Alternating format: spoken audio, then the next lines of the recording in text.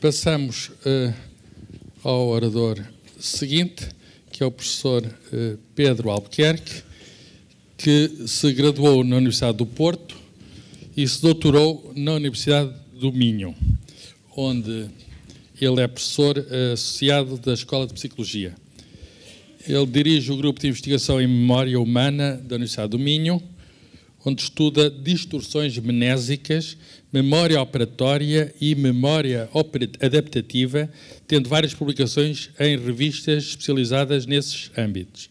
É diretor do Centro de Investigação em Psicologia e vice-presidente da Escola de Psicologia da Universidade do Minho. A memória sempre foi para mim um mistério, até porque agora que começo a perdê-la, temos um especialista em memória que nos vai falar. Muito obrigado. Bom, muito boa tarde a todos e a todas. Eu queria começar por agradecer à Fundação Francisco Manuel dos Santos o convite que me fez para estar ontem em Aveiro e hoje em Lisboa a falar sobre estas questões e sobre memória em particular, um tema que já há muito tempo tenho agarrado a mim. Queria também, enfim, cumprimentar os restantes membros do painel. É uma honra para mim estar, enfim, na presença de investigadores tão relevantes na área da psicologia cognitiva e da memória humana. E depois queria também cumprimentar a audiência. É de facto particularmente gratificante para quem faz investigação ter uma sala tão cheia para ouvir falar sobre algumas das coisas que nós fazemos e para ouvir falar, enfim, sobre alguns aspectos relacionados com aquilo que hoje estamos aqui a falar, o aprender a aprender e a memória humana. Quando nós falamos de memória, habitualmente só nos lembramos da memória quando ela falha. E, portanto, esta é uma dimensão interessante. Percebemos que há uma dimensão mnésica das coisas quando temos um qualquer pequeno lapso. Mas quando falamos de memória temos de falar de muito mais coisas, porque, de facto, a memória envolve pelo menos 3 processos bem diferenciados. Um processo que é designado como processo de codificação, que é o momento em que nós damos, por exemplo, atenção àquilo que queremos processar porque sabemos que mais tarde vamos necessitar de recordar essa informação. É também relevante, obviamente, a forma como nós guardamos a informação na nossa memória, neste suposto armazém onde estão tantas coisas tão diferenciadas. E, obviamente, que é também determinante para a memória, aliás, como já ouvimos aqui hoje, a forma como vamos à memória buscar estas mesmas informações. Falando apenas, enfim, muito rapidamente sobre aspectos que podem, de alguma forma, condicionar a nossa memória, já vos disse, a atenção que nós damos num determinado momento em que estamos a codificar a informação pode ser determinante para, mais tarde, termos ou não falhas de memória. Um bom exemplo disso é quando nós somos pessoas com algumas rotinas e, por exemplo, quando chegamos a casa, colocamos a chave sempre no mesmo local, mas se há um dia que, por uma razão qualquer, a chave não é colocada naquele local, já não sabemos exatamente onde é que a pusemos e, portanto, isto, de alguma forma, baralha-nos porque a codificação, a atenção que nós deveríamos ter dado ao outro local onde colocamos a chave não foi a atenção devida e, portanto, temos uma falha de memória, um lapso atencional, como também, por vezes, é descrito. Um outro aspecto que é interessante e que é importante para a memória é que nós possuímos, de alguma forma, alguns esquemas, alguns guiões que nos ajudam a organizar a nossa memória.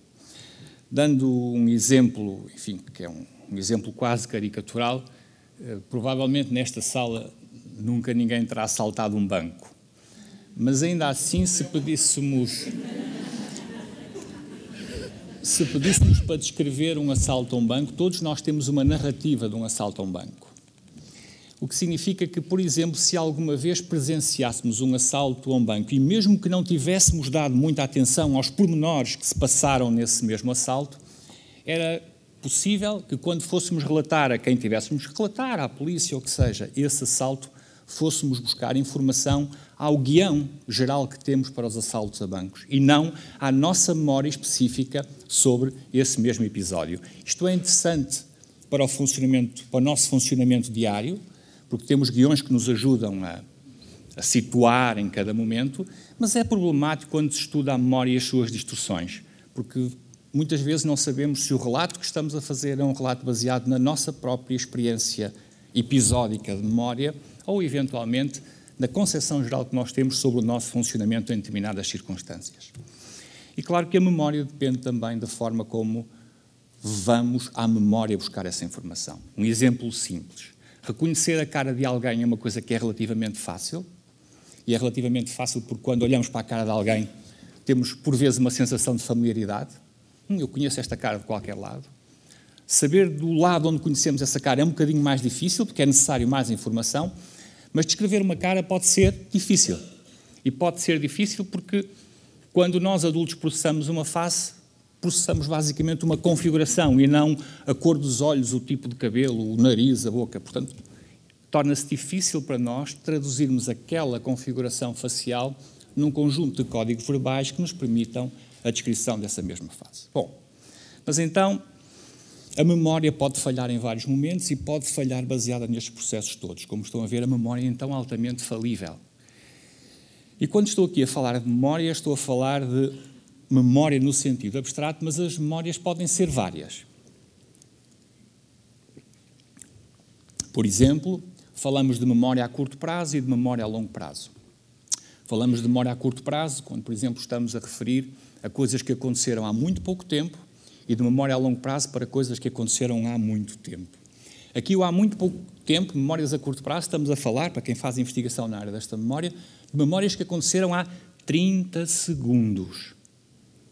40 segundos se houver repetição. Tudo o resto já é memória a longo prazo. Ainda que nós achemos que, no senso comum, memórias a curto prazo são coisas que me aconteceram ontem. Não, essas coisas que aconteceram ontem, as coisas que me aconteceram ao almoço ou na viagem de comboio para aqui, já são memórias a longo prazo. Não são memórias a curto prazo. Podemos falar de memórias episódicas ou de memórias semânticas, os conceitos que temos guardados na nossa memória. Estão a ver? Podemos falar de uma multiplicidade de memórias, mas a memória de que eu vos quero falar hoje é uma outra memória. É uma memória que trabalha, uma memória de trabalho.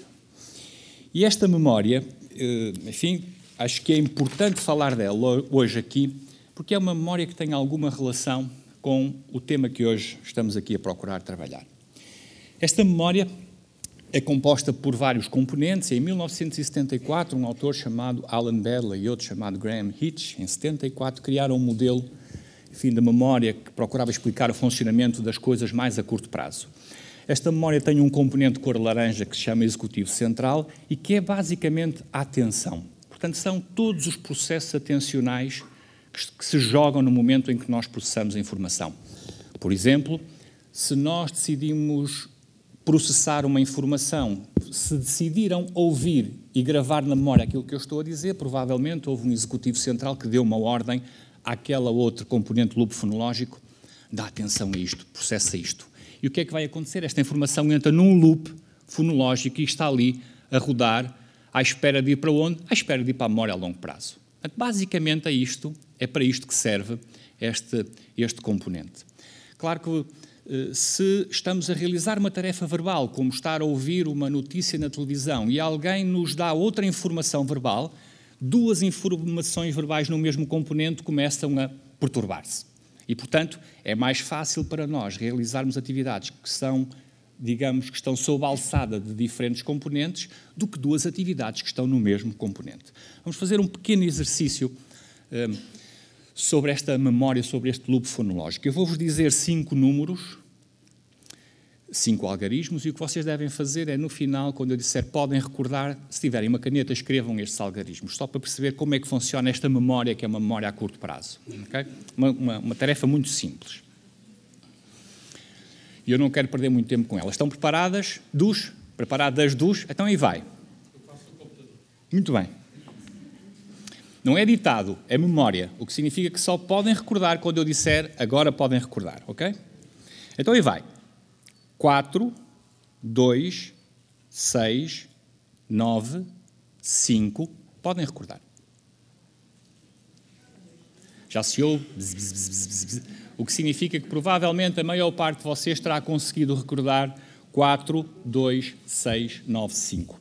Porquê é que conseguiram recordar isto? Conseguiram recordar porque, à medida que essa informação foi apresentada, ela entrou no loop fonológico, é pouca informação, a vossa memória a curto prazo consegue lidar com pouca informação e, a seguir, conseguem escrever.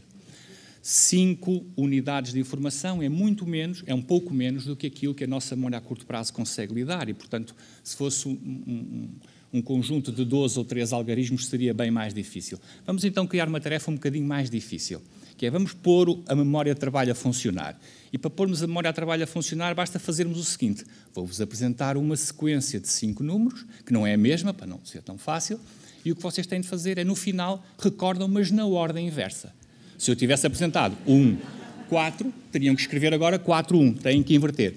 O que é que nós estamos aqui a fazer? Estamos a aumentar a sobrecarga, estamos a sobrecarregar esta memória de trabalho com mais trabalho. Ok? Então aí vai. 5, 9, 2, 1, 4.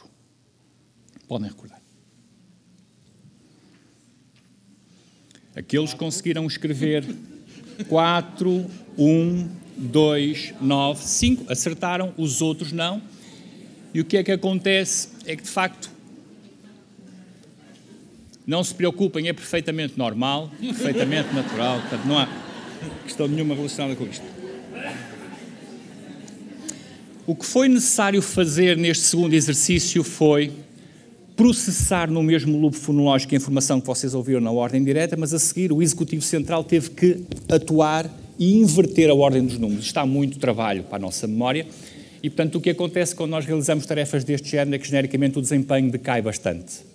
E, portanto, eu só quero, com este exercício, mostrar que esta é uma memória com uma capacidade muito pequenina, mas é uma memória muito importante, apesar da capacidade de ser muito pequenina. No bloco de notas visoespacial é o outro componente, que obviamente é visual-espacial, e uma das tarefas que por vezes é, enfim, um dos exemplos que pode ser dado para vocês aplicarem este bloco de notas visoespacial é, se eu vos fizer a pergunta, quantas portas tem a vossa casa?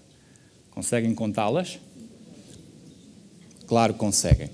E conseguem contá-las com base em quê? Trazem uma imagem mental da vossa casa para esta memória e o que passam a fazer é percorrem a casa e vão contando portas. Não é? E uma das coisas curiosas quando fazemos este exercício é que se demorarmos num T0 respondemos rapidamente, mas se demorarmos numa moradia demoramos muito tempo a responder e temos maior probabilidade de cometermos um erro. Certo? O que também é curioso da memória é isto.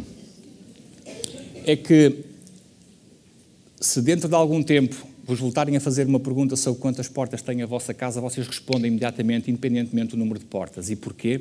Porque a vossa memória deixou de recorrer ao bloco de notas visoespacial para passarem a recorrer a um código verbal que passaram a usar. Da mesma maneira que quando nos perguntam 2 vezes 2, nós dizemos 4 sem termos a necessidade de estar a ver 2 bolinhas, mais 2 bolinhas, não é? Não precisamos fazer este exercício. Bom, mais tarde, em 2000, Bedley acrescentou mais um componente a esta memória de trabalho, que se chama Buffer Episode, que eu falar-vos-ei sobre esse componente daqui a um bocadinho. Porquê é que é importante, então, a memória de trabalho? A memória de trabalho permite-nos a leitura e a compreensão de textos. Quando estamos a ler uma frase, é fundamental que, quando chegamos ao final da frase, tenhamos percebido o início dessa mesma frase. E juntar o início com o fim da frase depende, obviamente, da nossa memória. Se não tivéssemos memória de trabalho, provavelmente, quando chegássemos ao fim, já não nos lembrávamos do início. E isto acontece. Por vezes, há determinado tipo de lesões cerebrais que perturbam a memória de trabalho e que tornam impossível a leitura. Também percebem que é por isso que as crianças, quando aprendem a ler, aprendem com frases que são muito simples. Por exemplo, uma frase que acompanha os meus dias, que é, enfim, tenho 3 filhos, todos aprenderam a ler, enfim, e uma das frases que eu me lembro do livro do mais velho era esta: o lelo papa a lula, para aprender o L. Okay? Bom, esta é uma frase simples e que tem muito pouca informação, tem 5 unidades. O lelo papa a lula. 5. Estão a ver? Pouca informação. Porquê? Porque é importante para meninos que estão a aprender a ler que, quando chegam ao papa a lula, ainda se lembram de quem a come. Certo? De ligar estas 2 informações.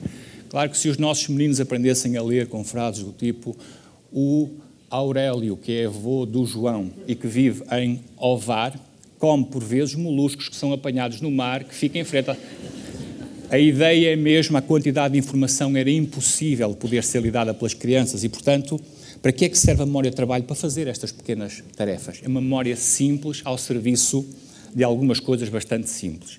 Possibilita também, por exemplo, a realização de cálculos mentais. Quando nós respondemos a uma operação do tipo 10 mais 14, nós conseguimos trazer à memória de trabalho a informação e responder corretamente. 10 mais 14, 24, certo? Mas se tivéssemos que responder a uma operação mental do tipo 242 vezes 321, é bem mais complicado. Todos nós sabemos como é que devemos fazer. Somos até capazes de imaginar os números colocados numa folha branca e o que é que temos que fazer. Conseguimos imaginar tudo isso. Porquê é que não conseguimos dar a resposta?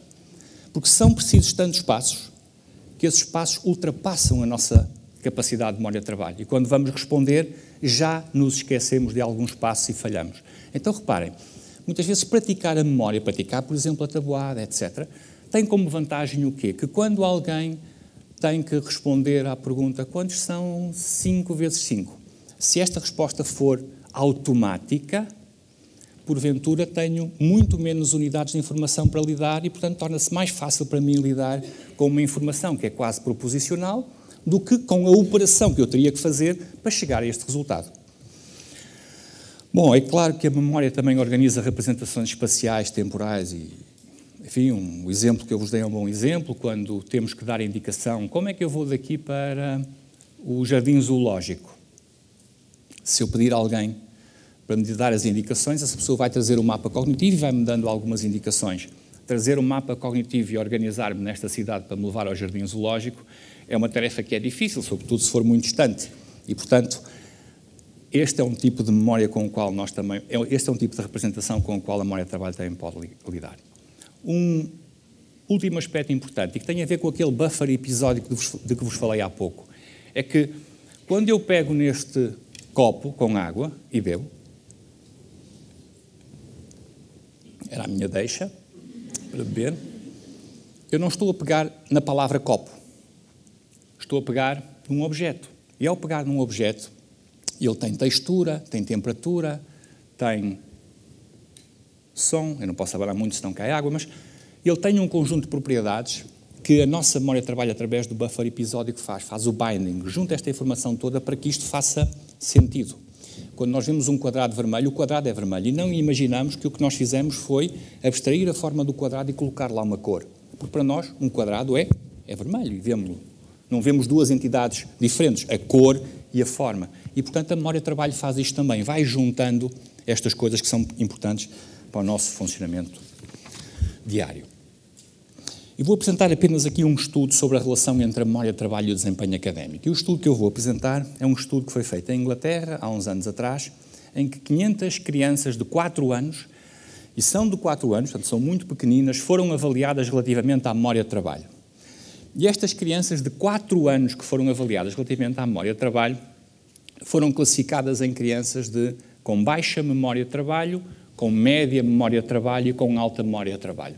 Bom, basicamente, isto foi feito tendo em conta os resultados que elas tiveram na prova de memória de trabalho. Okay? O que é interessante deste estudo é que quando, cerca de 30 meses depois, estas crianças fazem as suas provas em Inglaterra de leitura, escrita e matemática e se procura relacionar o desempenho delas nestas 3 provas com a memória que tinham aos 4 anos e que provavelmente, se não foi treinada, se não foi melhorada, se mantém com baixa, média e alta, se não foi musculada, digamos assim, o que os resultados mostram é que as crianças que têm baixa memória de trabalho têm também um pior desempenho em leitura, escrita e matemática 30 meses depois. Estamos a falar de crianças cuja avaliação é realizada aos 6, 7 anos. 7 anos. As crianças com média memória de trabalho têm um desempenho melhor, o que significa que provavelmente a memória de trabalho é preditor do desempenho neste tipo de provas, mas ainda assim não chegam ao valor médio, que será 100. E as crianças com alta memória de trabalho ultrapassam a própria média do exame, se quiserem, da prova de leitura, escrita e matemática. Isto é interessante. E é interessante porquê? Porque significa que enfim, se eu fosse demasiado otimista, se nós conseguíssemos melhorar significativamente a memória de trabalho das crianças, provavelmente poderíamos também melhorar o desempenho neste tipo de provas. Claro que isto é, se calhar, dar um passo enorme relativamente àquilo que é possível fazer, mas é pelo menos uma ideia que me parece interessante, no sentido em que haverá aqui qualquer coisa que está ou que pode estar associada ao desempenho com maior ou menor dificuldade neste tipo de exames, provas, enfim, sobre leitura, escrita e matemática. Como é que podemos intervir na memória de trabalho? Eu apresento-vos apenas 5 princípios gerais. E o primeiro princípio geral é que é importante identificar e monitorizar as dificuldades da memória de trabalho. Muitas vezes, ter uma memória de trabalho ter pouca memória de trabalho, muitas vezes traduz pela dificuldade em compreender instruções muito simples. Para nós é tudo relativamente óbvio. Para nós dizer a uma criança que pinta os quadrados vermelhos que estão na parte esquerda da folha, é uma coisa que é óbvia. São quadrados vermelhos que estão na parte esquerda. Okay? Isto podem ser instruções a mais para uma criança que tem uma memória de trabalho muito baixa. Porque se tem uma memória de trabalho muito baixa, provavelmente são 3 ou 4 instruções que estão implicadas nesta. São 3 ou 4 parâmetros, se quiserem, unidades de informação que estão nesta instrução e, portanto, elas falham porque vão à procura dos quadrados, mas quando encontram os quadrados já não se lembram qual é a cor. Okay? Isto são coisas tão simples quanto esta. E às vezes nós atribuímos isto a quê? Bom, não está atenta, não se esforça, não é? Muitas vezes não é uma questão de atenção ou de esforço, é uma questão de facto, algum limite na capacidade de usar a memória de trabalho para estas coisas. Porque usar a memória de trabalho pode implicar repetir, pode ser uma estratégia tão simples como manter na memória esta informação viva. E isto acontece-nos também. Não é? Muitas vezes nós esquecemos de coisas porque não mantemos na memória esta informação durante o tempo que é necessário para respondermos a uma pergunta, por exemplo. Um outro aspecto importante é avaliar as sobrecargas da memória de trabalho e procurar reduzi-las. Se as tarefas são percebidas pela criança como muito complexas, o melhor será nós procurarmos torná-las um pouco mais simples. Monitorizarmos a simplicidade, percebendo o pequeno passo que ela está a dar para conseguir chegar a um sucesso posterior. Enfim, naquilo que muitas vezes é designado na psicologia por moldagem. Pequenos passos recompensados, reforçados, para podermos chegar a um local mais elaborado. Um outro aspecto importante é que é importante repetir, sim, claramente, mas também repetir de forma elaborada. Muitas vezes a nossa memória precisa não apenas da simples repetição para mantermos a informação, mas de uma repetição que seja um bocadinho mais elaborada. Um exemplo que eu costumo dar, que até pode parecer um exemplo estranho, eu ainda me recordo do número da Faculdade de Psicologia do Porto, onde fiz o meu curso. E o número da Faculdade de Psicologia do Porto, quando eu fiz o meu curso, enfim, vocês dificilmente hoje poderão comprovar, é o 315007. Na altura, 223150007. Penso que na altura até seria 02315007. Eu sou do tempo em que o arroz custava 25 tostões e, portanto, provavelmente não. Porquê é que eu consegui memorizar isto? Bom, porque utilizo este exemplo sempre que falo sobre isto, não é exatamente isso. É porque quando estava na faculdade para memorizar esse número, aquilo que eu fiz foi criar uma frase associada a esse número. Eu já vi 315 vezes o mesmo filme do 0007. Isto é uma coisa completamente discrepante, mas fica na minha memória e sempre que me lembro da faculdade e do número de telefone, vem-me esta memória, vem-me esta frase à cabeça e, portanto, ajuda-me. No fundo, o que eu fiz foi usar uma mnemónica que me permite ter acesso à informação e as mnemónicas são decisivas para termos acesso à informação. E, finalmente, acho que devemos desenvolver recursos e estratégias com base em pequenas conquistas. Quando pergunto aos meus alunos do ensino superior, antes de realizarmos uma pequena tarefa de memória, quanto é que acha que vai conseguir recordar da lista de 30 palavras que lhe vou apresentar? Normalmente este julgamento é muito baixo, porque as pessoas não conhecem como a sua memória funciona. Quando eu apresento uma lista de palavras e vejo a forma como os alunos, no final de eu apresentar essa lista de palavras, recordam essas palavras, eu percebo que eles não começam pelas últimas, que são as que estão aonde? Na memória a curto prazo, que se não forem despejadas de imediato, se vão perder. Eles não conhecem a forma como funciona a sua memória. E, portanto, às vezes, pequenas estratégias podem ajudar a pequenas conquistas. E seguramente que as pequenas conquistas são provavelmente o maior motivador para conquistas um pouco mais avançadas. Obrigado pela vossa atenção.